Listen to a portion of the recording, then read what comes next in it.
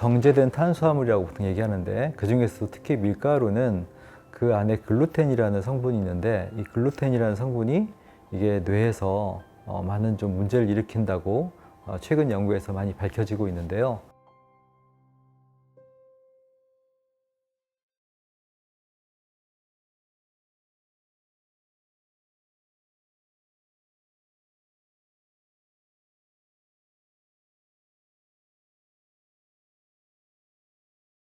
파킨슨병에서도 음식이 중요합니다. 모든 질환이 그렇지만 이 파킨슨병에서도 음식을 통해서 그 파킨슨병에서 부족한 것을 채우는 그 과정이 굉장히 중요한데요. 아시다시피 파킨슨병은 도파민이 부족한 병입니다. 도파민도 우리가 섭취하는 음식을 통해서 그 재료 물질을 얻어서 그 영양소를 통해서 만들어지는 신경 전달 물질이기 때문에, 이런 섭취가 기본적으로 제대로 안 되면은 도파민의 재료 물질이 부족함으로써 그렇게 도파민 자체도 부족해지는 그런 상황이 올 수가 있습니다. 파킨슨병의 어떤 식생활의 기본적인 원칙은 골고루 잘 드시라는 겁니다. 도파민을 만드는 그런 그 영양소들이 여러 음식에 골고루 이렇게 퍼져 있기 때문에 어떤 특정한 음식 가지고 좋다, 이게 파킨슨에 좋다 해서 그것만 집중할 것이 아니고 골고루 드시는 게 좋겠습니다. 파킨슨 환자분들이 대부분 장이 안 좋습니다. 변비가 심하셔서 장내 환경이 좋지 않은데요. 우리가 아무리 좋은 음식을 먹어도 그 음식이 장에서 흡수가 잘 안 되면은 뇌까지 도달할 수가 없습니다. 기본적으로 장내 환경을 좋게 만드는 관련된 어떤 음식이나 영양제가 상당히 중요하다고 볼 수 있겠습니다.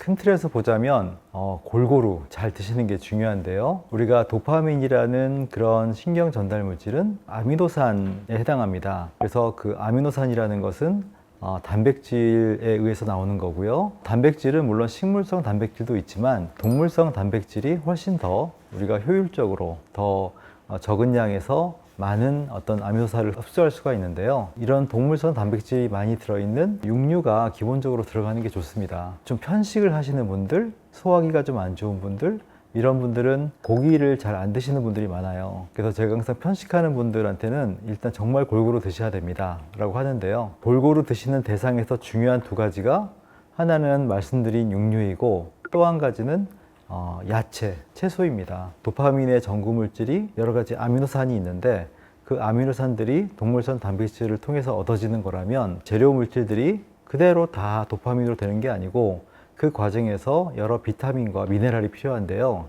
이런 비타민과 미네랄이 골고루 들어있는 것이 바로 야채입니다. 신선한 야채, 과일. 일상적인 식단에서 이런 고기류와 신선한 야채가 같이 동반되어서 같이 섭취하는 것이 중요합니다. 그리고 또한 그 야채에는 항산화 물질들이 많이 있는데요. 파킨슨이 오는 과정에서는 뇌에서 여러 가지 염증이나 세포를 노화시키는 그런 산화 물질들이 있는데요. 이러한 활성산소 산화 물질들을 중화시키는 것이 이 항산화제입니다. 그래서 이런 항산화 물질이 많이 있는 그런 채소, 과일이 또 중요하다고 할 수 있고요. 또 한 가지는 정말 중요한 것이 물을 많이 드시는 겁니다. 사람들이 굉장히 간과하기 쉽고, 또 파킨슨병 환자분의 경우에는 주로 빈뇨를 끼고 있기 때문에 밤에 소변을 자주 보는 것 때문에 물을 자꾸 안 드시려고 하는 습관이 있는데요. 물을 적게 드실수록 이 뇌에 참 안 좋습니다. 기본적으로 뇌 자체가 이렇게 물에 떠 있는, 그러니까 물의 수분을 많이 요구하는 그런 조직이기도 하고,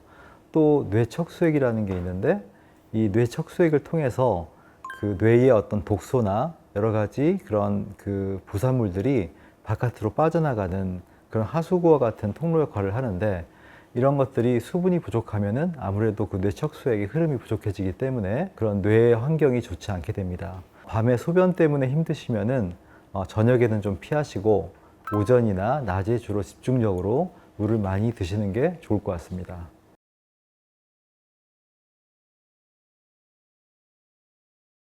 파킨슨병에 좋은 건강식품, 영양제를 질문하신 분들이 참 많은데요. 파킨슨병에 도움이 되는 음식을 세 가지 부류를 말씀을 드렸어요.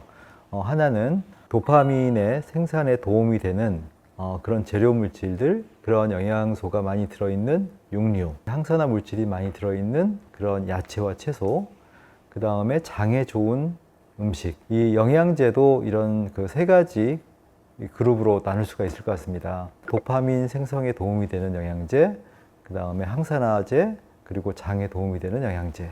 도파민 생성에 도움이 되는 영양제에 대해서 말씀을 드리면요. 첫 번째로 티로신을 말씀드릴 수가 있어요. 티로신이라는 영양소는 도파민을 만드는 데 있어서 우리가 병원에서 처방받는 약에 그 도파민제는 레보도파라는 그런 성분을 주로 하고 있는데요. 이 레보도파가 도파민을 만드는 그런 재료 물질이라고 한다면 티로신은 이런 레보도파를 만드는 데 쓰이는 재료 물질입니다. 그래서 티로신을 복용을 했을 때 우리가 몸 안에서 자연스럽게 레보도파가 합성이 돼서 좀 더 스무스하게 그렇게 우리가 도파민 생성에 도움이 될 수가 있을 텐데요. 물론 이 과정에서는 재료만 있다고 되는 게 아니고 우리가 비타민과 미네랄, 비타민 B6 또는 코큐텐 이런 것들이 같이 들어가 줬을 때 그 도파민 생성 과정이 더 잘 매끄럽게 이루어지게 됩니다. 사실 영양제를 통해서 우리가 기대할 수 있는 도파민의 생성은 레보도파라는 도파민 약에 비해서는 상당히 아주 그 약한 수준이기 때문에 이게 어느 정도 파킨슨병이 중기 이상으로 진행이 많이 된 분들한테는 사실 크게 도움은 안 되고 초기 환자분들 또는 도파민제를 아직 복용하지 않는 분들 이런 분들에는 상당히 도움이 될 수도 있다고 판단이 됩니다. 그리고 두 번째는 이제 항산화제인데요.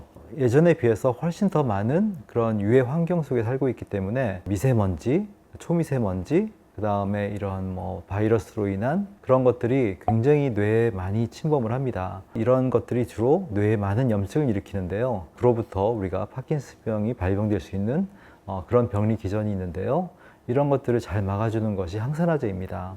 특히나 이런 뇌에서 이런 그 활성산소나 기타 독소를 잘 막아내는 그런 항산화 역할을 하는 제품이 글루타치온하고 오메가3 이 두 가지가 좀 대표적입니다. 그리고 마지막으로 장에 도움이 되는 그런 영양제라는 것은 다른 것보다도 장내 환경을 개선시키는 겁니다. 우리가 파킨슨 환자분이 변비가 심해서 장에 숙변이 쌓이고 그러면서 장에 좋은 유익균보다 나쁜 균들이 많이 이게 번식하게 되는 그런 나쁜 환경이 되면요, 여러 가지 몸에 좋은 영양소들이 장에서 흡수가 잘 안 됩니다. 장내 환경을 좋게 만드는 것이 첫 번째인데 유산균 관련한 그런 제품들이 아무래도 장의 환경을 좋게 만드는데 첫 번째 순위라고 볼 수가 있겠습니다. 프리바이오틱스 그리고 여러 가지 그 효소 제품들 이런 것들이 장내 환경에 도움이 됩니다.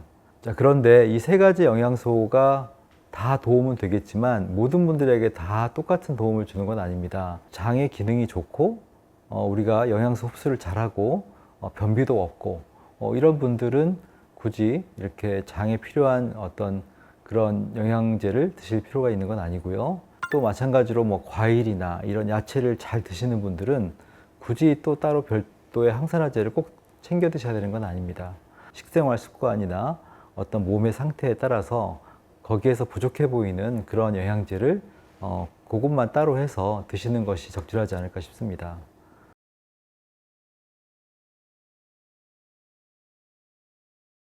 파킨슨병 환자분 중에서 영양제를 드시면 좋을 분들은 분명히 있습니다. 가장 대표적인 분들은 우리가 그 식욕이 없고 소화가 기능이 떨어지고 변비가 심한 분들, 이런 분들은 우리가 식사를 잘 하기도 힘들고 또 이게 영양소가 흡수가 되기가 어렵기 때문에 이런 경우에는 영양제를 통해서 그 부족한 성분들을 우리가 대신 섭취하는 그런 면에서는 굉장히 도움이 됩니다. 하지만 식사를 잘 하시고 이게 장의 기능이 좋은 분들은 영양제에 있는 그런 성분들을 대부분 음식을 통해서 우리가 다 흡수를 하기 때문에 굳이 영양제를 꼭 반드시 복용해야 되는 건 아니라고 봅니다.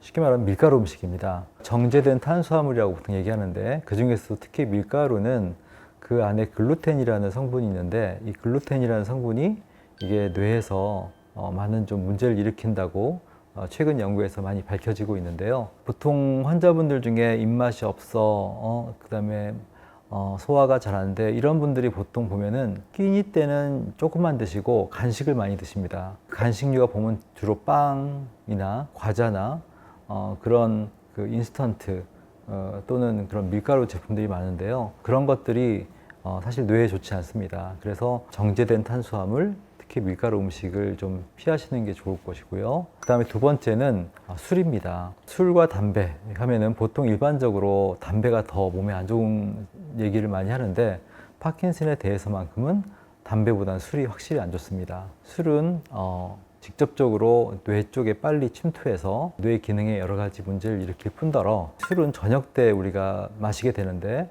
이 저녁에 마신 술은 잘 때 뇌를 못 쉬게 합니다.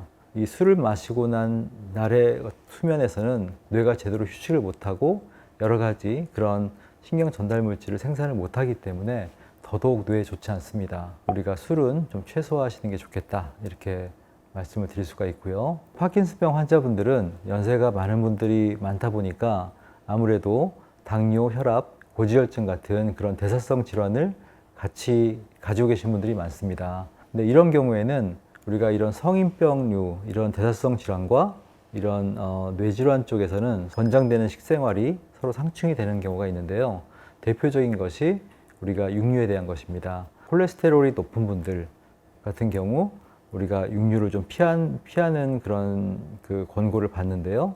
파킨슨에서는 육류가 중요하니까 이럴 때에는 어느 것이 더 심한 상태인지, 예를 들어서 이런 콜레스테롤이 수치가 너무 높은 그래서 동맥경화나 그런 것들이 너무 많이 우려가 되는 이런 경우에는 아무래도 육류를 줄이는 게 좋을 것이고요. 콜레스테롤이 좀 높긴 하지만 심하지 않은 경우, 이런 경우에는 저는 오히려 뇌 쪽에 더 비중을 둬서 그래서 육류를 좀 하는 것이 좋다고 생각합니다. 그런데 이제 이 두 가지를 모두 통틀었을 때 이렇게 뇌질환과 대사성 질환을 같이 놓아도 공통적으로 나쁜 것은 역시 정제된 탄수화물입니다. 그 인스턴트류의 그런 정제된 탄수화물은 우리가 혈당을 급격하게 올림으로써 뇌에도 좋지 않고 우리가 이런 당뇨나 혈압에도 좋지 않다는 거, 이것은 꼭 명심하셨으면 좋겠습니다.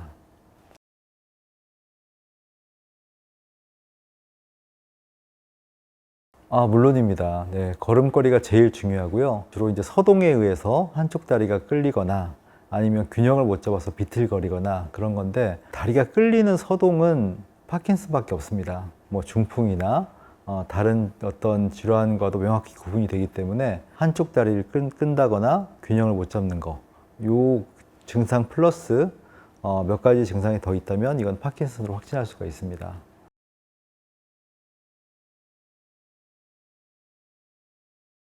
유전력이 있다 없다가 아니라 유전력이 강하냐 약하냐 이렇게 얘기하는 게 맞을 것 같아요. 어느 질환이나 전혀 유전성을 배제할 수는 없다고 봅니다. 근데 그런 면에서 봤을 때 파킨슨병은 유전성이 좀 있는 편이라, 다소 있다 이렇게 얘기할 수가 있습니다. 부모님 두 분 중에 한 분이 파킨슨인 경우에는 보통 15%에서 20% 이상 파킨슨 발병 가능성이 있다 이렇게 얘기를 하는데, 경중을 따졌을 때에는 꽤 높은 편이라고 할 수가 있죠.